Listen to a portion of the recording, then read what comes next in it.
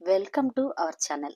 ఈరోజు మనం స్టోరీ హబ్లో వినబోయే కథ జమీందారు కొడుకు. ఒక చక్కని కథను వినేద్దామండి. రాజాపురం జమీందారు కొడుకు హరి ఒక్కగానొక్క వారసుడు కావడంతో గారాబంగా పెరిగాడు. దాంతో ఎవరిని లెక్క చేసేవాడు కాదు. హరి పెద్ద చిన్న తేడా లేకుండా అందరినీ తిట్టేవాడు. తండ్రి ఎంత చెప్పినా అతడిలో మార్పు రాలేదు సరికదా. ఆస్తి మొత్తానికి ఏకైక వారసుడననే గర్వంతో పొగరుగా సమాధానం చెప్పేవాడు. ఒకరోజు కొడుకును పిలిచిన జమీందారు, పక్క ఊరికి వెళ్ళి ఏదైనా దుకాణంలో 6 నెలల పాటు పనిచేశా, అప్పుడే నీకు ఈ ఆస్తి దక్కుతుంది, లేదంటే అంతా పేదలకు పనిచేస్తాను అని హెచ్చరించాడు. మరో మార్గం లేక అయిష్టంగానే సరే అన్నాడు హరి. మరుసటి రోజే పక్క ఊరికి వెళ్ళి ఓ మిఠాయి దుకాణంలో పనికి కుదిరాడు. అలవాటు ప్రకారం వచ్చిన వారందరిపైన కసురుకునేవాడు.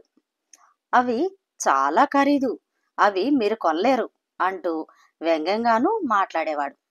ఒక వారం రోజులు చూసిన ఆ దుకాణ యజమాని పద్ధతి మార్చుకోమని చెప్పాడు.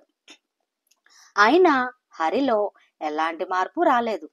క్రమంగా దుకాణానికి వచ్చేవారు తగ్గిపోవడంతో హరిని పనిలో నుంచి తీసేశాడు యజమాని. అలా 2 రోజులు గడిచాయి. తండ్రి విధించిన గడువుకు ముందే ఇంటికి వెళ్తే ఆస్తి దక్కదేమోనన్న భయంతో తనను మళ్లీ పనిలోకి తీసుకోమని యజమానిని బ్రతిమలాడాడు. తీసుకోకపోవడం కుదరదంటూ మొహం మీదే చెప్పేశాడు ఆయన. ఈసారి యజమాని ఇంటికి వెళ్లి మరీ ప్రాధేయపడ్డాడు.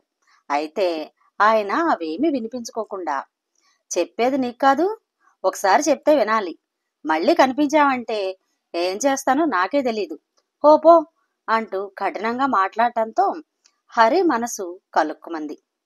అందరినీ తాను తిట్టడమే కాని అంతవరకు తననెవరూ చిన్న మాట కూడా అనకపోవడంతో ఆ బాధ ఎలా ఉంటుందో తెలిసొచ్చింది.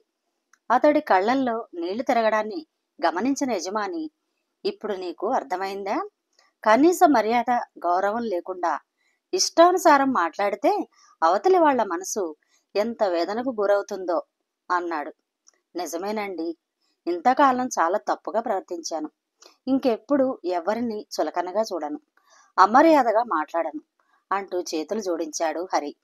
కొడుకులో వచ్చిన మార్పు గురించి తెలుసుకుని ఎంతో సంతోషించాడు జమీందారు. ఎలా ఉంది మిత్రులు? ఈ కథ గనక మీకు నచ్చినట్లయితే షేర్ చేసి, లైక్ చేసి, సబ్స్క్రైబ్ చేసుకోండి. మరొక మంచి కథలో మళ్ళీ కలుస్తాను. Thank you. నమస్తే.